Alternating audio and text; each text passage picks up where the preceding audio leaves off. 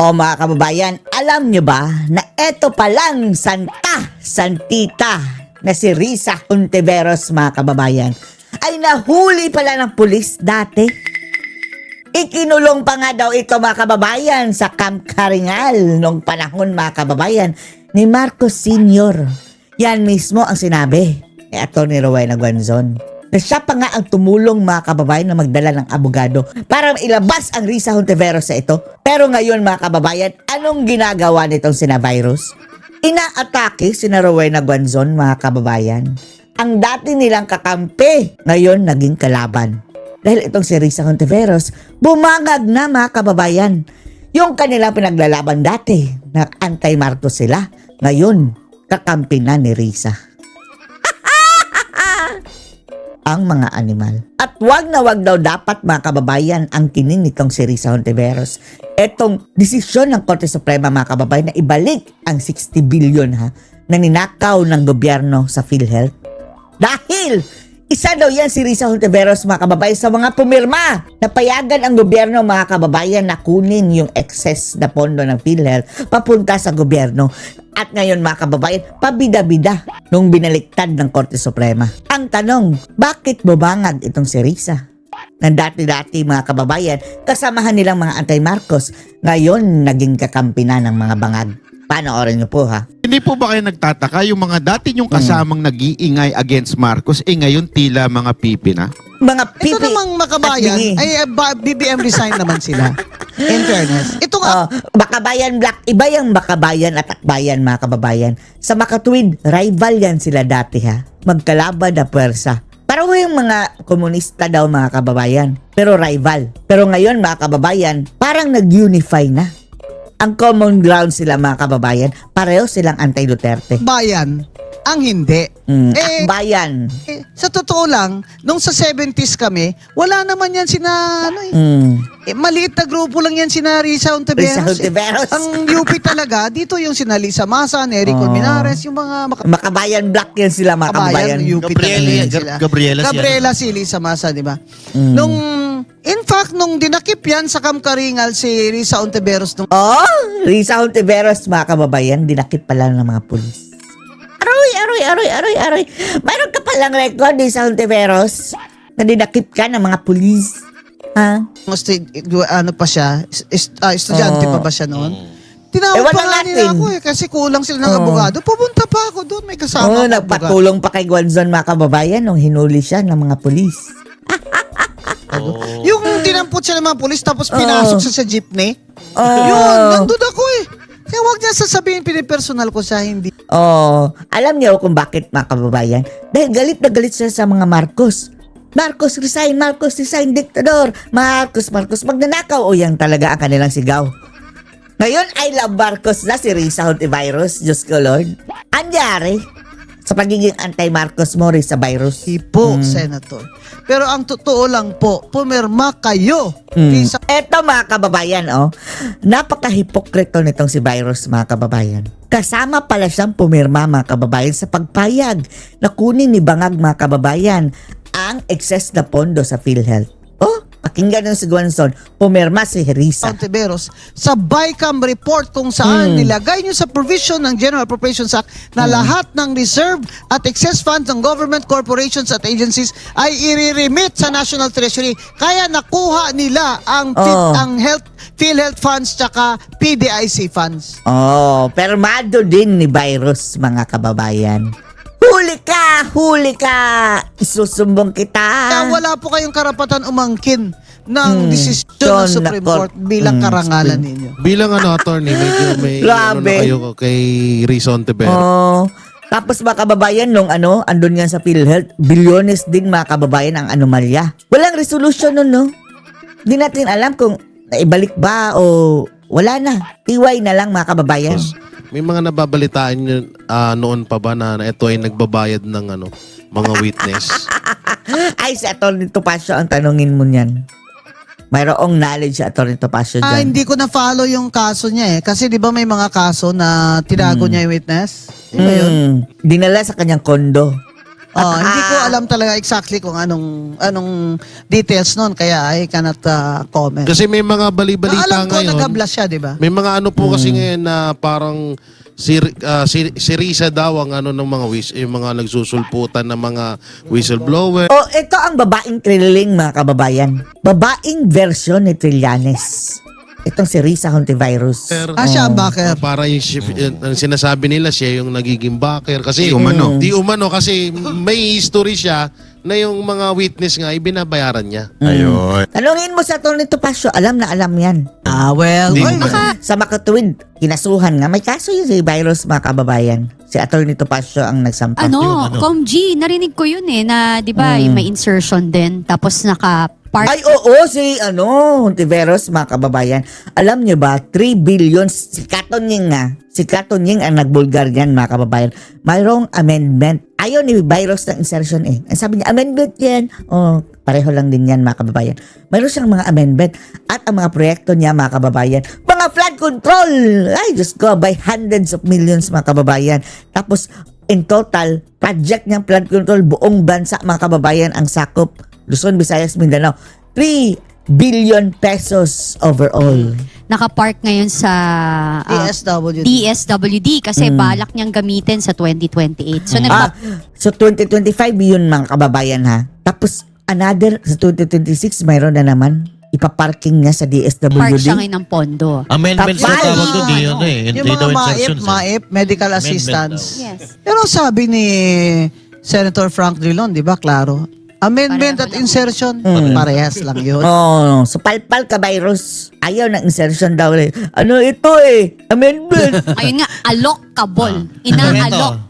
May Pero attorney, ang tanong ng ano is, ano ba magandang pwedeng reform para dito sa budget? Kasi tila paulit-ulit lang. Pag-usapan, Tanggalan na ng yung mga requested budget ng mga buhaya na yan, mga kababayan. Huwag ipadaan sa kanila. Idiretso na lang sa kanya-kanyang mga departamento sa mga kababayan, bawat rehiyon. Huwag nang ipadaan sa mga buhaya. na yung 2025 is the most corrupt budget. Pero tila inulit lang ngayon din. Binawasan lang ng kapiraso, pero nandun pa rin ang mga Maganda insertion. yung naka-disclose ni Lian Libiste na kaya 'di ba hinuli ng pinahuli nila sa ang DPWH planning, head ng planning, yun yung nagko-compute eh. Kaya pinahuli. overprice yung budget ng DPWH na sinasubmit sa DBM. Yun lang naman ang inaano ko doon kay Secretary Pagandaman. Bakit naman kayo mismo, hindi man lang ninyo chinek yun? Na mga sobra na yung mga Oo yung nga, overprice na talaga yun. Yung 30%. Grabe yung overpriced na, mga kababayan. Yun lang roads, umabot na sa 100 million per kilometer. Diyos ko, Lord. Na kickback, embedded na yun doon. Pag sabit pa lang nila, nandun na. May contractor na yun. Di ba? Kaya tamo lakas-lakas ni Garjola. Kasi nagbo-broker siya doon sa loob. Kung meron pa palang Yung si Garjola, mga kababayan, ano din yan, mga kababayan. Lang to. Example lang yan ha. Example lang yan. Yan ang ginagawa ni Garjola. Ang sinabi sa akin. Matunog din ang pangalan ni Garjola, mga kababayan. Sino ba yan si Garjola at anong involvement niyan, mga kababayan? Hindi masyadong binibigyan ng diin sa sa media. Isa ba yan sa mga sacred cow? Nagbo-broker siya ngayon. Kinukuha niya yung funding para siya na lang ang maghahanap ng kontraktor. Kaya dapat managot yan si Edwin Garjola ng CWS party list. Tapos mga party list lang din pala, mga kababayan, di ba? Katulad ni Zaldico, bida-bida, mga kababayan, pero party list lang. Grabe. Itong tingog party list, mga kababayan, ng asawa ni Romualdez. Ang laking pera na funnel. Ano ba 'to, mga party list? Grabe, mga kababayan, parang ginagamit na, mga kababayan, sa kurakbutan. At masuspend na siya agad. Ang ano lang naman po natin na itong wala pong reforma habang mga tao ni BBM ang andyan sa Congress eh. At hanggang andyan si Bangag. Wala talaga, mga kababayan. Yan ang katotohanan. At saka yung minority leader naman dyan, si Libanan, fake yun eh. Iyan, mga minority, mga kababayan, na sama-samang babangag muli. Kunwari, minority yan, mga kababayan, pero kasabwat na. Diba? Tao din yun ni Romualdez. Taga Leyte yun eh. 4 piece. Dapat nga i-cancel yan ng Comelec eh. Oh, dahil nagpapanggap mga kababayan na 4-piece na DSWD. Lahat ng 4-piece mga kababayan na member bumoto dahil baka mawala ang 4-piece kung hindi ito mananalo. Kasi government program ang mga 4-piece buwisit. eh. Oh. Diba? Tatanda mo yung pumunta tayo sa Congress. Puro 4-piece Oh. Pinawal na nasa center. Pero sa tingin niyo po ba kahit na nag-resign na si Speaker Romualdez, kontrolado Oh, grabe Romaldas mga kababayan, influence. niya pa rin ang Oo, si Puno yan? Tatakbo pa speaker against Boji. Si Puno, tao niya yan eh. Ay, Kahit yan si Budji, si Romualdez mismo mga kababayan ang pumili. barkada niya yan eh. Si D. Hindi niya tao yan kasi pantay na yan eh. Classmate. He's equal. Sa playmate of the president, si Boji D. Di ba, Ilocano yan? So, ibig sabihin, Pero parang din mga kababayan, gayon pa rin dahil kung kung walang impluwensya si Romualdez mga kababayan, wala na sana yung yung mga young guns mga kababayan, sina Adyong, hindi na sana yan hari-harian. Ganun pa rin. Tapos sina Abante, andyan pa rin mga kababayan, hari-harian. Andyan pa rin yung usual na mga suspect mga kababayan. Bakit pinapayagan? Meaning, may hawak pa rin si Romualdez. parang si Pangulong Bongbong Marcos ang may kagustuhan. Pero si Sandro talaga Oo nga, no. De facto mga kababayan na speaker. Yung puppeteer mga kababayan si Sandro Marcos. facto na speaker. De Oo, facto, Kasi impacto. si Sandro, ang ganda pala ang ganda ng mga suits ni Sandro, no? Mahal siguro yan. Yun. No, sobrang mahal. Anong sabi ni Jonathan Morales mga kababayan? Ngayon, base sa kanyang intel mga kababayan sa PDEA mismo, pinagbawal na daw mga kababayan ang mga raid sa mga drug den. Dahil sabi ni Jonathan Morales, baka isa sa mandatnan daw doon ay si Sandro Marcos. Yan. Diba? Ano? Yeah. Siya ang de facto speaker. De facto, Si impacto Boji D speaker. lang ang titular na speaker. Parang lang mga kababayan, tuta, puppet. Yan. Anong mako-comment mo dun sa paglabas niya sa ICI na nag-volunteer daw siya kuno pero nagkaroon siya ng executive session, si Sandro Marcos? Kunwari. Lakas-lakas ng loob niya kasi wala daw siyang tinatago. Pagdating niya doon, sabi ni Nagtatago. former secretary ni Pinoy, si Babes Singson, nagulat daw si Sandro kasi yung mga tanong daw nila detalyado. Dahil maraming mga kababayan, Diskaya projects at mga ghost projects din daw si Sandro Marcos. Kasi pag nag-cross-examine ka, kailangan detalyado. Yes. Nagulat daw siya. Oh. And he seemed Akala niya, unprepared. kaya pala tinanggal mga kababayan si Babe Singson. Napilitang mag-resign. Kaya nag-request siya ng executive session. Kasi doon pa lang, mabubuking na siya ng taong bayan na nagsisinungaling siya. Booking ang dating ni Charis Pepento. Naman, pwedeng itago yan, congressman. Magkano ang budget mo doon sa Ilocos Congresswoman. Norte sa flood control na ganyan? Paano mo itatago yun? Ay, nasa papel din yun. May contractor din yun. Tignan mo si BBM right-hand man, Jojo Cadiz. Nag-resign, Oo. nag-resign. Talagang tao niya yan mula noon pa. Tapos ilagay niya lang sa Utaw. DOJ para may tao din siya sa DOJ. Pwede ba magsarili si Jojo Cadiz na hindi alam ni BBM? Correct. Pero eto, napapansin natin, Correct. Torne, no? Parang nakakalimutan na yung yung flood control project. Kasi mga kababayan, nililihis nila ang usapan kay Sara. Basta mga Duterte mga kababayan, magnet kasi sa magnet sa balita. Ghost projects. Kasabot nila ang media Wala nang Zero flood wala, control ngayong 2026. wala nang ICI, wala nang Blue Ribbon Committee. Parang nakakalimutan. Or gumagana ba yung nila? Yung BIR na rin diversionary tactics nila. ang Blue Ribbon BIR. Nagpunta na sa BIR mga kababayan ng issue. Parang iba na pinag-uusapan ngayon Kasi kontrolado na nila di ba? Which is really, ako believe din ako to sa strategies ng mga ito. Kasi lalo na yung mga rally, hininto yung mga gusto mag-rally sa Green Hills, sinarahan ng Green Hills, di ba? Galing din Galing-galing ng mga espiya at pulis ni BBM Pero ang natin Babangag. dyan is, hindi dapat makalimutan ng tao. Kagaya nitong 2026 budget, ganon pa rin. Bayad utang. Tapos, may insertion pa rin. Dapat May bawal talaga insertion insertion. pa rin. Yes. Di ba? Meron pa rin. Bawal talaga dapat. Tapos yung bago pa mag-submit, dapat yung DBM may ano talaga, tama ba tong calculation nito? Ganito ba talaga ang cost of materials? Di ba? Kasi, ito mga computer, ganyan ba talaga ang cost ng computer? Ipa-canvas nyo yan. Kaso tinatamad-tamad lang ang DBM, stamping pad. Oo, yun ang problema. Stamping pad kasi may utos. Ayun.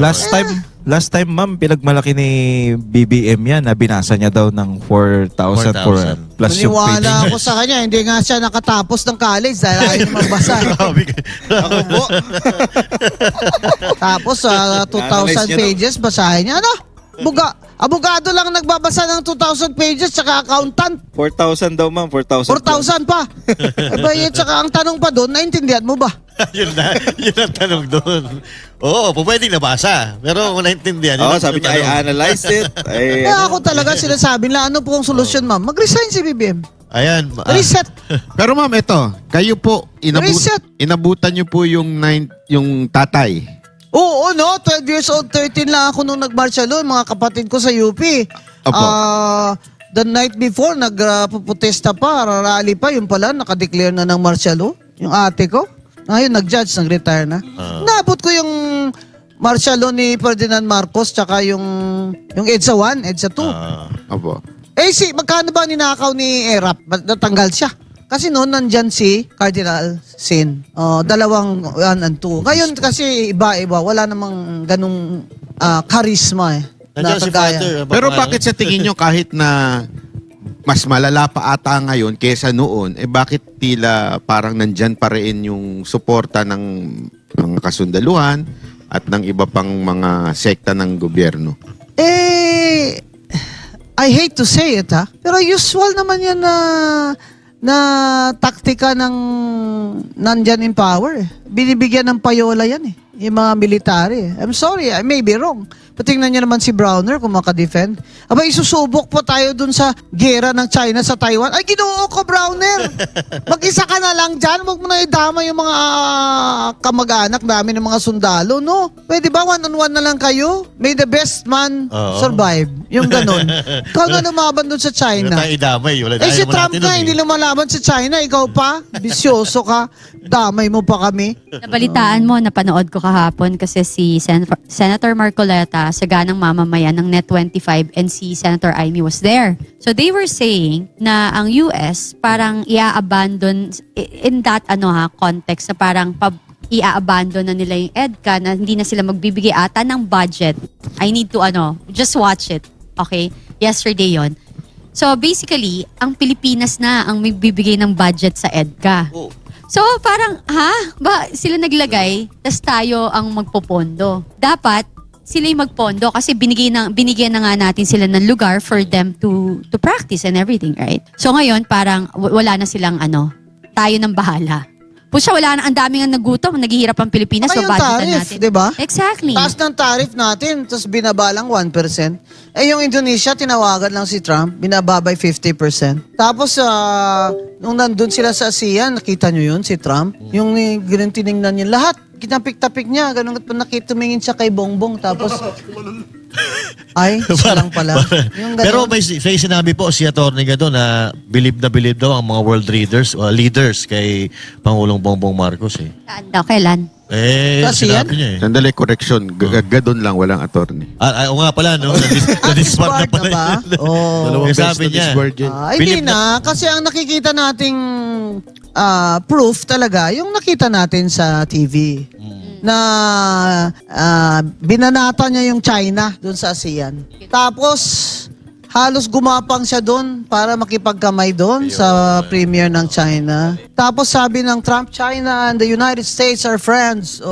Nasan ka ngayon? Diba? Mag-isa na lang siya kaya siguro pinilit niya makapunta talaga kay Ano sabi niya? Nakakaya naman hindi man lang tayo nakipagkamay doon. Hindi ka nga ini-expect doon.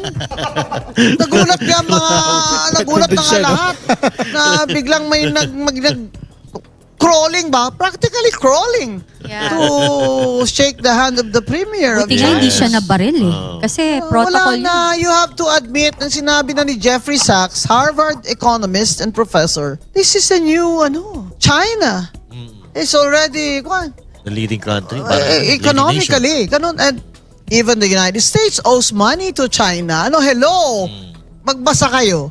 Jeffrey Sachs, Google nyo, balikan nyo sa mga YouTube nyo. Anong sabi niya? China has never committed aggression or occupying a country. In World War II, it was Japan who occupied China. Remember? Yes. World War II actually began in 1939 when the Japanese Imperial Army invaded, di ba? Yes. China, di ba? Or and the Germans marched into Poland, di ba? Hindi 1941. 1941 lang for the Philippines.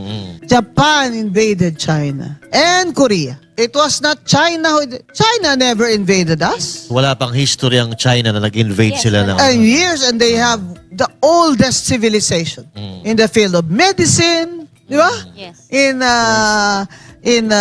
what do you call this? Even in education, even in philosophy, they had Confucius when my golly.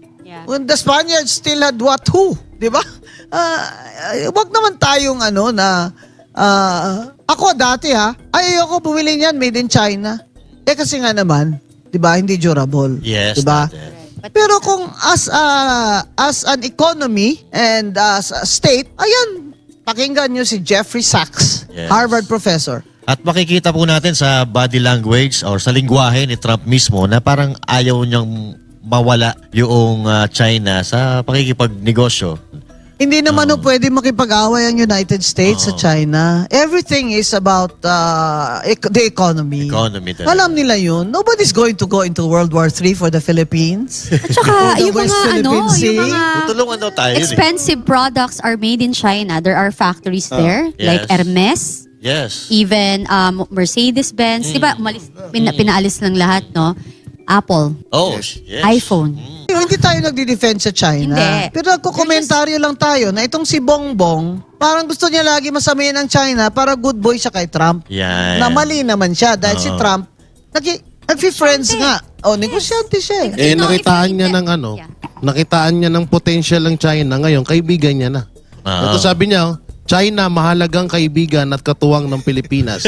Ayon kay Marcos Jr. Bongga, saan yan? Sa sinabi Balita. Sa balita po ito. Sinabi niya po talaga Ay, to. bangag nga. Maiba-iba ng kwento. Kaibigan niya na Kaya ngayon. sinasabi natin, what kind of foreign policy do you have, BBM? Ngayon, sasabihin mo, the Philippines is not an enemy of anyone. We are friends of all. Tapos babanatan mo sa ASEAN speech mo yung China. Tapos ngayon na naman, dubuelta ka na. We are friends with China. Ano ba talaga, no? Ano ba talaga? Baka magalit sa atin, Tony, yung Commodore. Baka magalit na naman sa atin. Baka sabihin pro-China na naman tayo. Sinong Commodore? Yung Commodore na pogi, yung sa Ay, ewan ko sa kanya. Hindi ako pro-China, ha? Although I have Chinese blood. You I'm know? pro-Philippines, kung saan mag-i-improve ang pamumuhay ng mga... Pro-peace tayo. Ayaw natin ng gera. Ayaw natin ng Maglalaban gulo. kong bayan ko Yan. sa lahat ng mga bangag. Yun. At dahil dyan, Tony, Mga dayuhan, kahit sino. Oo. In-check po ako. Actually, in-check po talaga. Guan, dinagdagan lang ng Spaniards ng zone. So, in the Biblioteca de los Apellidos. Jack, ha? Kaya niyo De los Apellidos. Lubit no. 1500s pa lang nandyan na apelyido ko at apelyido na nanay ko na taga Batangas, Villena. Di ba? Guanzo. Oh. No, yan. Yeah, kaya pumunta ako sa Molo last week sa Parian, sa Chinatown ng Iloilo, doon nanggaling mga ninuno ko. Pero kamag-anak namin yung mga taga Pampanga. Yan, kasi Chinese din yun. May message sa'yo. Ano message po? Ayan. So, sobrang sikat. Sige. Mga ganitong klasing Pilipino ang kailangan natin sa Pilipinas. Mabuhay ka, Attorney Juan. Yun, Salamat, anak. Oo. Actually, kahit po sa social media, since Vox Populi ito, boses ng taong bayan, marami po nagsasabi talaga, I support Attorney Guanzon for Senate this coming 2028. Imagine Attorney Marcoleta at Attorney Guanzon, tandem sa Senado. Ibalik ang integridad sa Senado. Yun. Grabe ho. Yan ang mga komento dito. Takbo na, Mambing, kami pong bahala sa iyo. Yun, no? Nako. Survey muna kayo. Yun. Ito pa Suso kayo ngayon. ng suso, wala naman kayo survey. Si Jack, may daya ang survey nito. Huwag kayo maniwala sa survey nito. Bias ito. Ayan. Pero maraming salamat po mga kababayan sa tiwala ninyo. At sa ipagpatuloy ko lang po yung pagsasabi ng totoo na walang takot kasi alam ko naman po that in the end, truth will prevail. Justice will prevail. Yes.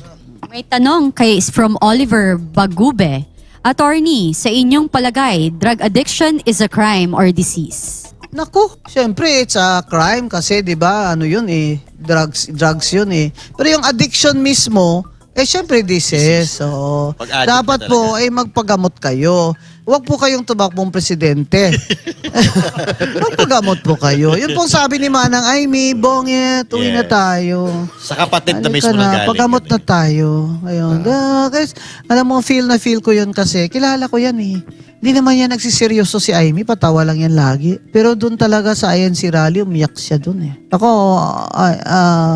masakit yun sa kanya. Kaya, biro mo yung pinagpalit ni Bongbong, yung kapatid niya, na siyang nag-alaga sa kanya nung nasa Hawaii sila. In exile sila. Wala naman yan si Bongbong. Wala man trabaho, di ba? Walang trabaho yan. Tapos, pinatakbo. Mm-mm. Sabi ko nga, bakit yan ang pinatakbo nyo? Adik yan, sabi nila. Wala po kasi siyang trabaho. Ba't naman walang trabaho? Gawin yung presidente. O, tingnan ano nangyari. Kaya po, maniwala po kayo kay Senator Aimee. Kilala ko po yan. Sincere po talaga siya doon. Umiyak siya doon. Talagang nandun mahal kayo. naman niya talaga ang kapatid niya. Nandun kayo nun, attorney, no? Nung Yeah, salita siya, oo. no? Doon ako. Nasa harap talaga. Oo. Pero ang sagot ni BBM dyan, hindi niya daw kapatid yun. Hindi Alam daw mo si yung- Aimee yung nasa itaas ng stage. Hindi daw siya yun. Hindi daw siya yun. Kilala yung Ay, kapatid kapatid niya. Alam parang mo ganun. yung epekto yan ng drugs, yung paranoia. Hallucinate ba? Oo, tsaka yung paraning ba? Oo. Attorney, may tanong pa. Attorney, magbabayad pa po ba kami ng tax? Marami nagtatanong nito Is it reasonable na mag-ask kami ng tax holiday? Oo, dapat talaga ibaba na yung VAT na yan. Oo. Bakit naman ganun? Mayaman at mahirap, parehas lang bayad ng VAT? Oo. Tingnan nyo kung gaano yan ka-unfair. Dapat at a certain level ng income, wala nang VAT yan. Oo. Dapat color-coded na yung taxpayers, di ba? Pwede yung mga daily wage earner, ba't mo pa ibabat yan? Diyos ko, punta ka ng bibiling gatas, may VAT. Lahat. Oo, lahat, may VAT. Sobra na yung Batman na yan eh. Ayaw pa ibaba ng 10% eh. 10% lang, ibaba mo lang. Huwag daw niyo pong utusan siya. Huwag mo ito. ba't ka namin Magagalit yan. diutusan Nagalit yun. Ba't ka namin Nagalit diutusan kami susweldo sa'yo? Pambira ka naman. Magkano kayang ilang milyon binayad ko nung commissioner ako? Dahil single ako, wala akong dependent. Oh.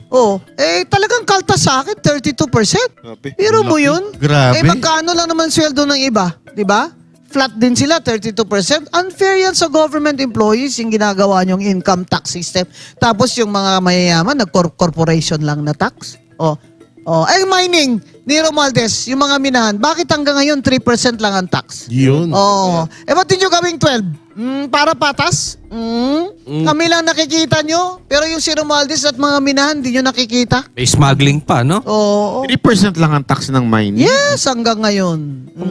Grabe pala, no? Hindi natin alam yan. At yung maharlikapan namin, nasan na? Ay, oo Ininvest nyo rin sa minahan din? Teka Talaga nga muna. naman pag maharlik ka, Yung 20,000 tons na gold namin, nasan na, BBM? Anong binili mo sa 20,000 gold namin? Abay, di ba ikaw na-promise na pag nanalo ka, ibibigay mo sa amin ng Taliano gold? Abay, baliktad. Kinunan mo pa kami ng 20,000 tons na gold na hindi namin alam It's a prank kung pala. saan nyo yan ginastos. Yung PDIC kaya, saan nila dinala yun? Ayun, isa pa yun. Siguro, nilalagay nila dun sa unprogrammed funds. That Para because doon sila pumipitas. yun ang Doon sila totoong pumipitas. destabilizer is ang gobyernong to. Yeah. Mga pinagagawa Nakakatakot nila. yun, 100 Exactly. billion, Pagka nag-bankrupt ang mga bangko, Actually, it wala will. walang sasalo sa atin. Yes. Correct. Yari tayo dun. I don't think buong World Bank Pilipino will- apektado niyan, mahirap pumayama kasi may bangko naman tayo lahat eh. 'Di ba kahit na mahirap may bangko rin. Baka ma-freeze yung account or mag-shutdown yung mga bangko, yung mga pera natin sa bangko, wala na. Tama kay yan ang destabilizer. Hindi yun nananawagan ng resign kay Marcos. Pero mo, Philippine Deposit Insurance, kunan pa ng pera. Grabe naman. Yung mga Eh, pretentious kayo na hindi kayo, kayo rin ang pumirma sa General Appropriations Act kung kaya ginagawa yan ng BBM administration at ni Secretary Recto. Kasi dati naman sa GAA, wala yung provision na yan. Yes. Wala. Ewan ko ba sa kanila, puro pera. Pag Noong time ng pera- iba, bongbong, nilagay nila dyan. Oh, talagang pinlano nila since day one. Bigla na lang, day one, Secretary of Agriculture, Presidente. Well, hindi Bakit? sila apektado ng tax eh. Yung sa PDIC. Ay, Kasi hindi ko po Ron Bolt eh. sinasabi na huwag kayong magbayad ng tax. Sinasabi ko po, unfair itong tax system ng gobyerno, lalo na ninanakaw lang din nila. Ayan. Magbabayad po tayo ng tax. Render unto Caesar what is Caesar's. And to May- God, what is God's. May tanong ulit. Diba? Huwag niyo akong debatein sa Biblia at ako'y sa Silliman University na graduate. Ayun. Yari tayo dyan. Baka magugulat Yari kayo. dyan.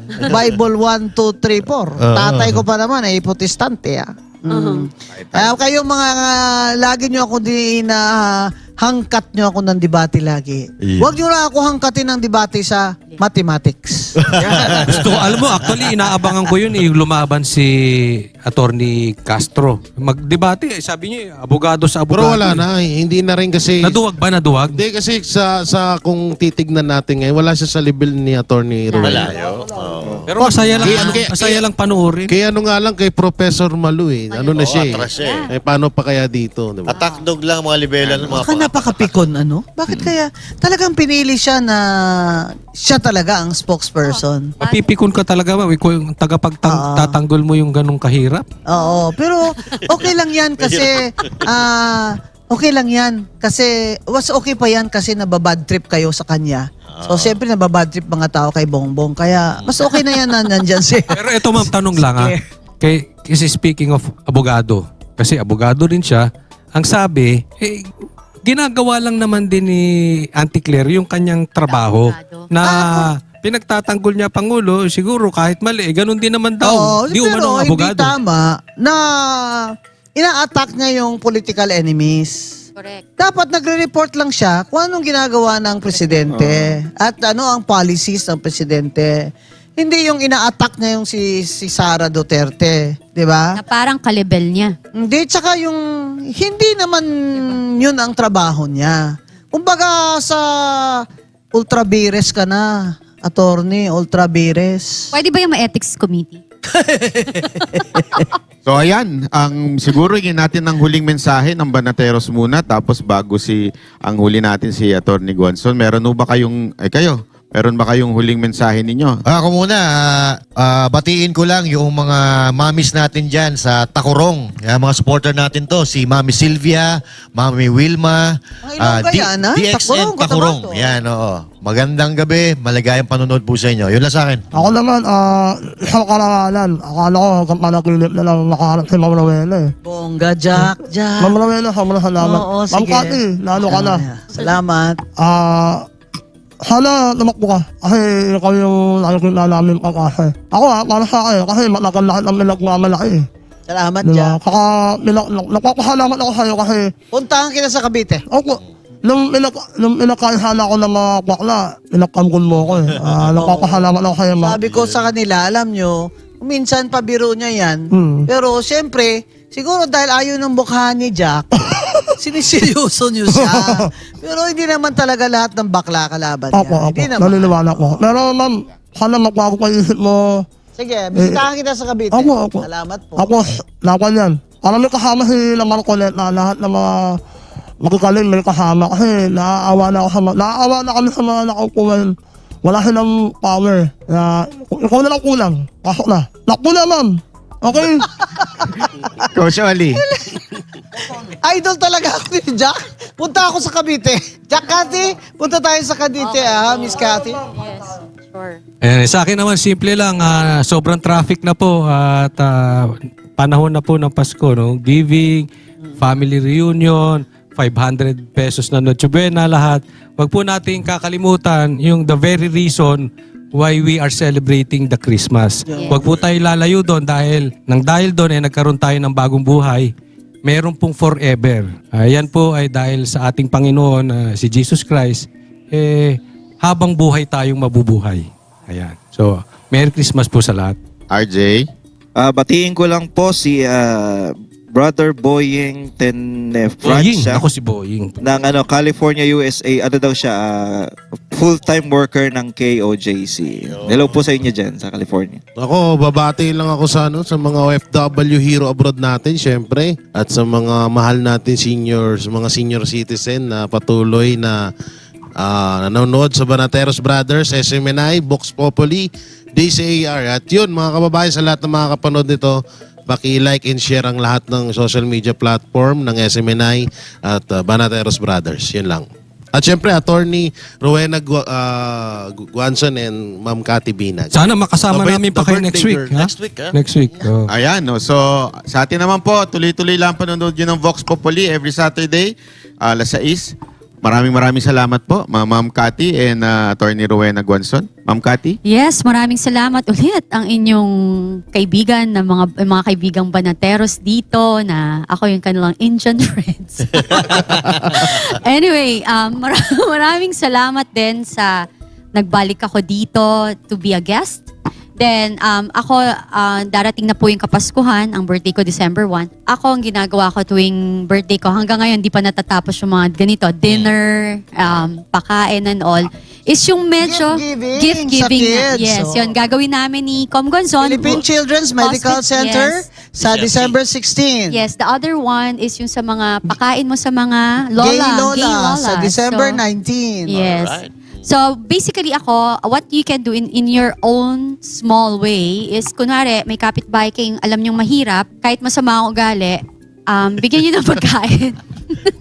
May lason. Pero sabi, 20 pesos, okay na daw sa mga inaanak eh. Sabi ng Nino. secretary. Nako, Okay na alam yun? mo, ako sabi ko, di ba, kaibigan Ano ko yung siya. last Pabor ako dun.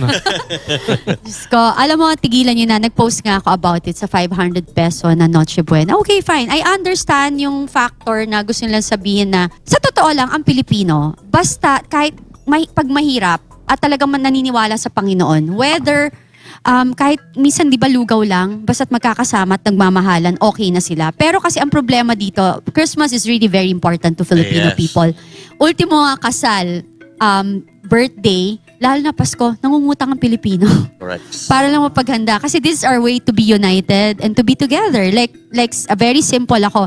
Even with military, pag Christmas, nakaisip ako na idea before na ang idodonate ko is plane ticket. Kasi mahal ang ticket. And yung mga men in uniform natin, they cannot afford to buy it. Kesa bilhin nila yung gamitin nila yung pera, Papadala na lang. papadala na lang nila. So, I thought of doing it on my, hindi naman lahat, hindi ko ma-afford, sobrang dami nila. So, mamimili lang sila talaga ng mga tao na military na talagang never umuwi. Kasi hirap talaga yung buhay nila, no? So, you can do things like that in your own small way, di ba? Yun. So, Merry Katibina Christmas. for senator. Ay, naku, Yeah. hindi. Wag Pag na. ayaw ni Mambing, si Ay, hindi, Cathy hindi, Binag hindi. na. Hindi, pero Merry Maganda Christmas. siguro Cathy Binag for Banat Bay. Patay tayo. Bakat sa 2020. Naipasok mo yun. Naipasok mo yun. Hindi namin in-expect Hindi, yun. Merry Christmas po and walang imposible sa Panginoon. Correct. Huwag ho tayong bibitaw kasi tatandaan nyo, ang demonyo ay hindi titigil Yes. na ma-derail tayo lahat. With God, nothing is impossible. At nangyayari lahat ng kasamang ito kasi pinapakita niya sa atin talaga yung katotohanan for us to fight for what is right. God bless po. Yun. Ayan.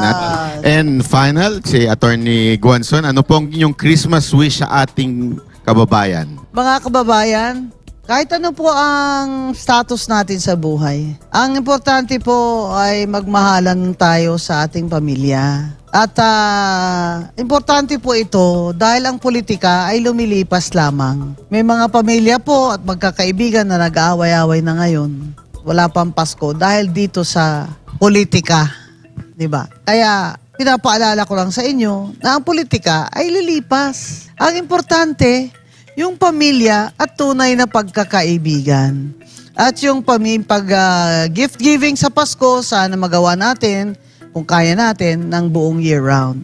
At yung mga tinutulungan po namin hanggang ngayon ay kahit papano ay nakakatulong pa rin naman kami. Sa December 20, meron din po Christmas party, aking mga paboritong bata na may Down syndrome at may butas ang mga puso. tawag sa kanila ay Little Brave Hearts Incorporated. At kaya kung gusto po ninyo mamigay ng mga kahit ano lang po, welcome na donation sa Little Brave Hearts, may Facebook din po sila. Ganon din po sa PCMC sa 16. Mamimigay din po kami ng mga toys, no? Kasi doon po talaga kami tumutulong maghanap ng mga pambayad sa therapy sa mga batang may autism. Ang Pasko po ay siyempre nakasentro lagi sa kay Kristo, pero sa ating mga Pilipino, it's really a time for family, no? Kaya I hope that all Filipino families will feel the spirit of Christmas, and may you experience small miracles in your lives this Christmas, and praise God for all His blessings. Ayun. For Senator, Attorney Guanzon.